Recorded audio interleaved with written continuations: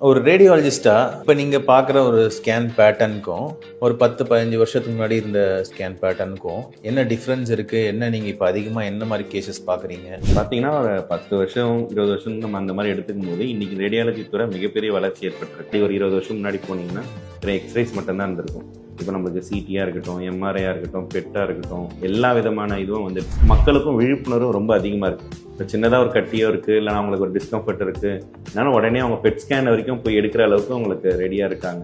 இப்போ ஒரு எக்ஸாம்பிள் வந்து பார்த்தீங்கன்னா உணவு முறை வந்து இப்போ எந்த நிலமையில போயிட்டு இருக்குன்னு உங்களுக்கே தெரியும். 12 மணியாக இருக்கட்டும், 2 மணியாக இருக்கட்டும், மிட் நைட் பிரியாணியாக இருக்கட்டும், இந்த மாதிரி 1008 உணவு முறைகள் மாறுறதுனால இப்போ நான் ஒரு அல்ட்ராசவுண்ட் எடுக்கிறேன்னா ஒரு 10 வயசு குழந்தைக்கே ஃபேட்டி லிவர் இருக்கு. அதே மாதிரி வந்து எல்லா காமன் ஏஜுக்கும் இப்போ ஃபேட்டி லிவர் ரொம்ப அதிகமாகி போச்சு. எதனாலனா மெயின் வந்து உணவு முறையினால தான். இப்போ வந்து ஒரு துரித உணவுகள் அதிகமாக எடுத்துக்கிறதுனால கூட அவங்களுக்கு வந்து ஃபேட்டி லிவர் ரொம்ப அதிகமாக இருக்குது. இப்போ ஃபேட்டி லிவர்னால பெரிய ஒரு பாதிப்பு அவங்களுக்கு வெளியில தெரியாது. ஆனால் அது காலங்கள் போக என்ன ஆகும்னா லிவர் ஃபெயிலியர் வரைக்கும் அந்த ஃபேட்டி லிவர் கொண்டு போய் விடும். ஆனால் மக்களுக்கு அதுக்கான விழிப்புணர்வு தேவைப்படுது.